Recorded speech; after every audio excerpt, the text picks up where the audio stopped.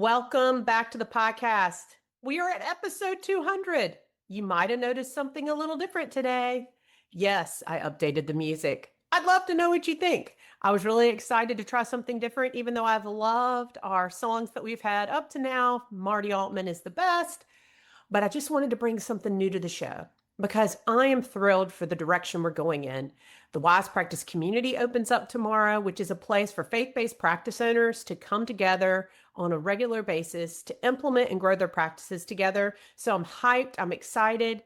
And so we're going to do new music moving forward, episode 200. Thank you for listening to the show. I would never be where I am if you didn't take the time to let me into your ears, hearts, and minds. So thank you for doing that. Now, this is the last episode in this 4-part series that we've been working on. The first one that I did earlier in the month of August, which was episode, I believe, 197, Why Practices Stay Stuck. And then we talked in the next episode about those KPI numbers that you need to track. I think I gave you 12 of them. And then we talked about biggest mistakes that I see practice owners making. So today, we're going to bring something a little different to the table to wrap up this series. Why aren't things happening? How many times have you asked yourself that question when you're either looking at your marketing, you're relating your data to somebody and you're thinking, I've done this stuff and things still aren't moving forward. I've learned all the things. I've listened to the podcasts. I've read the books. I've even done the masterminds and courses. But I can't seem to get where I want to be. Knowing what the problem is isn't really what it's all about. It's not knowing it. It's actually understanding how to implement, how to move forward. So you might be given a plan. Courses give us plans, but then we don't know how to actually implement the plan into our actual business. Hope I'm making sense here. I can think of so many times someone hands me here are the 4 steps to this thing. The first thing that comes to mind is maybe putting a desk together. Maybe I'm thinking about that because we're about to move into a new building, but someone can say, here are the steps, just do it. Or it's creating something with AI. I'm going to be honest, I try to use AI, but I'm not always the best at it. Well, Whitney, it won't take long. Just spout this into AI and create this, that, and the other. And I'm like, I hear what you're saying, but how do I actually do the thing you're saying, right? Sometimes it's almost like I need somebody holding my hand and helping me through the process. Can you relate? Most practice owners already know so much. In fact, I sometimes feel like my head's going to explode because I have so much information. Even when I go on runs, I have to tell myself, don't listen to another podcast. You know enough, right? You just need to process and think, which is good. But there's more to it than just knowing the things. You probably have so many books. I even have them right behind me here if you're watching me on YouTube. Books to read to know more things. Podcasts to listen to. You probably have podcasts saved. I just listened to one yesterday that I was like, that is it. Now, how am I going to actually implement it? That's another story. But it's the very thing I need to be doing in my business. So I'm going to have to get some accountability around that.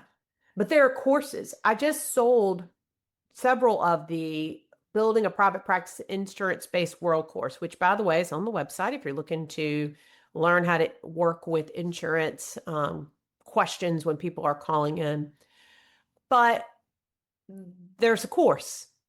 I hope people are implementing it. I give them a worksheet to help them implement it, but it's hard to know because you just have to take a course. In fact, most people purchase courses and don't actually take them. Can you believe it? Or every year when we have the Wise Practice Summit, we show up, we learn, we grow, we're motivated, but it's really hard to come home and keep doing the things that we learn at the summit without others alongside us. Even today, you know the things you need to be doing. You might have a task list right there, but it's hard to make it happen. I can't tell you how many people that are group practice owners, when I talk about CEO time, so that's just time set aside for clarity, considering next steps in your practice. It might be for projects that you're working on. And people tell me all the time, I don't keep my CEO time, or I don't know what to do with it, or I don't move forward in it. We don't need more information. We need an implementation plan. How many notebooks are sitting on your shelf full of ideas that you haven't acted on?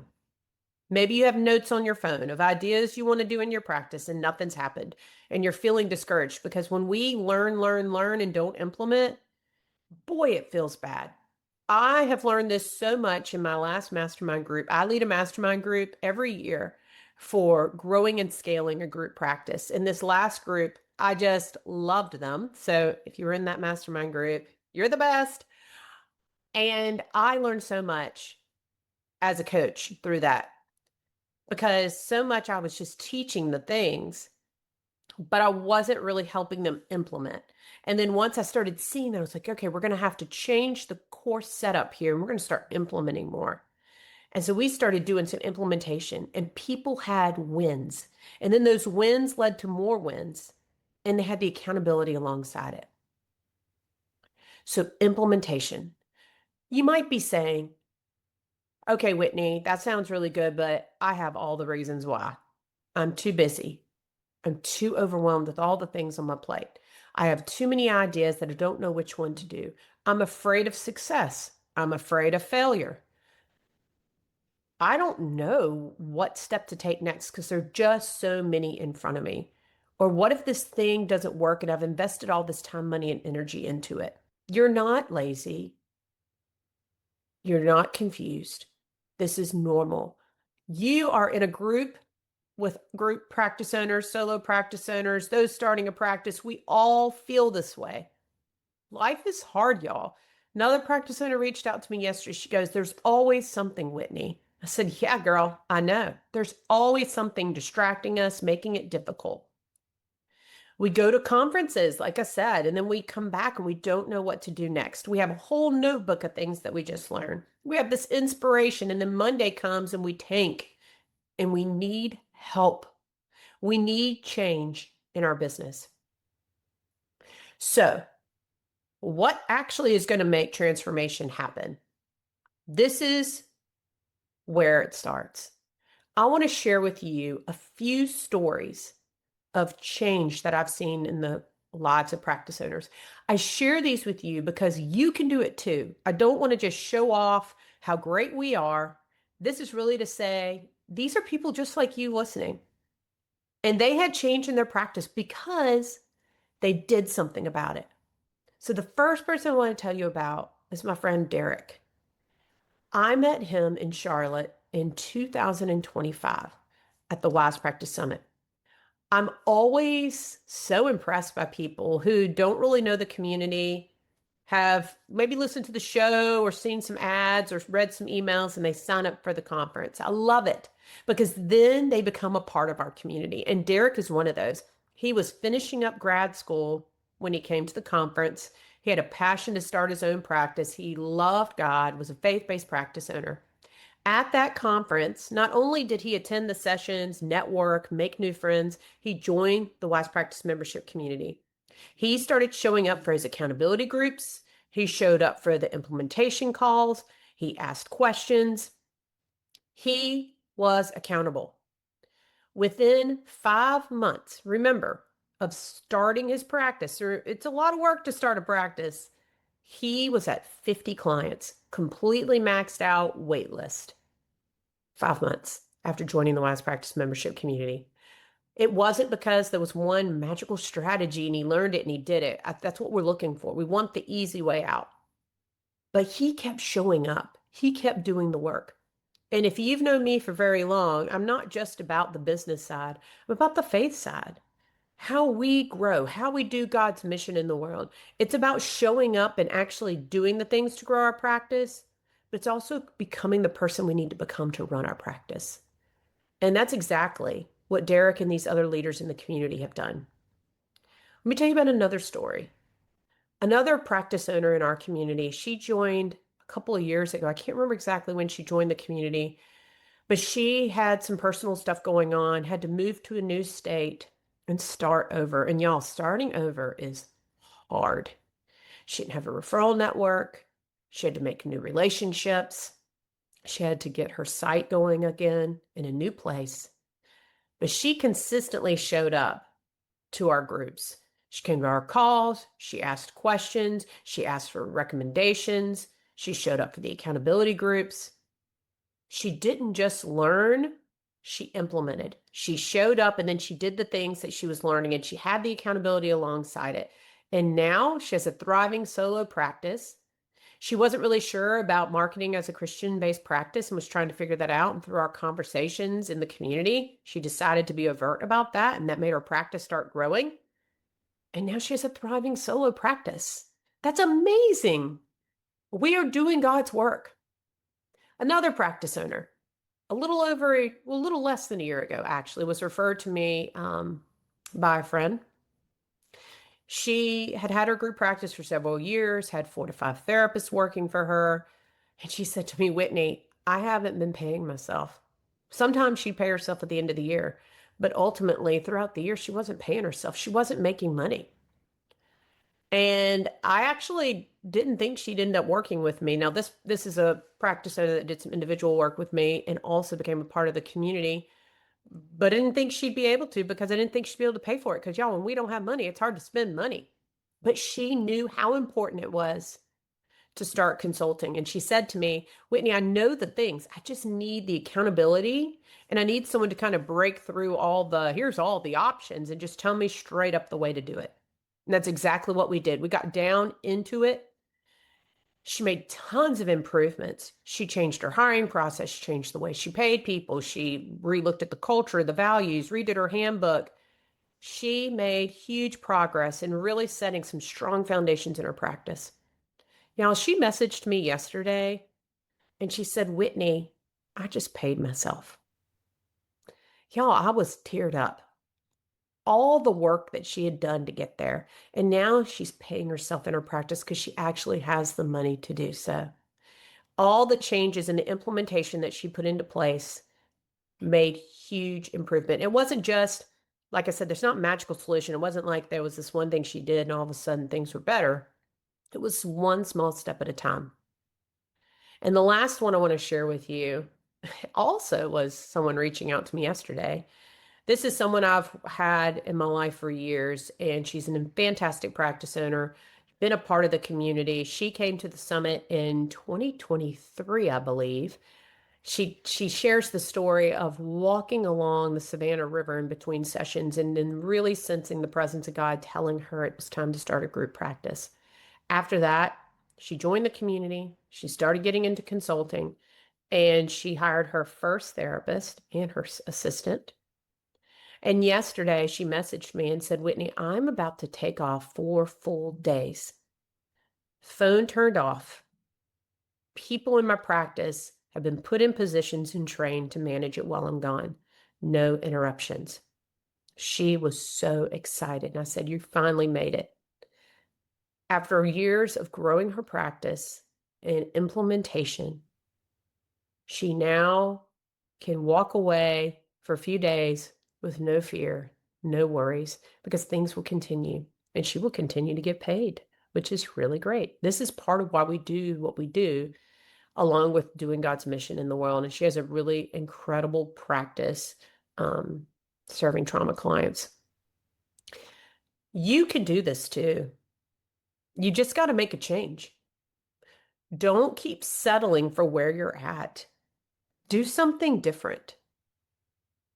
We know as therapists, family systems theory, one thing has to change for things to change. If you're not a part of the membership community, make a change now. Join the community because that is where you will learn how to implement, how to connect, and how to grow your practice. All of these stories I just shared with you are people who went and got accountability. They didn't just show up in some Facebook group and ask a question.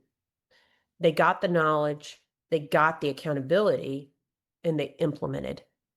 They got feedback, encouragement from one another. A lot of times in our community, we pray for each other. The reason our community is so great is because of the people in it. We also have dialed in how we help you because, yes, there was a lot of times that I thought, oh, here's the courses, here's the knowledge, go do it. And that's really great.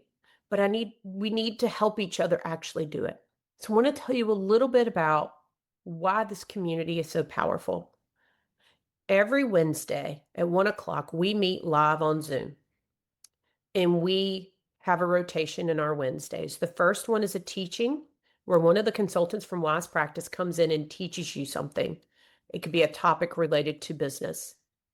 Then the second Wednesday of the month, we have an expert come in from outside the community in a different field. So it might be an accountant that specializes with practice owners, or it could be an attorney who specializes with practice owners in mental health, and they come in and they do a teaching.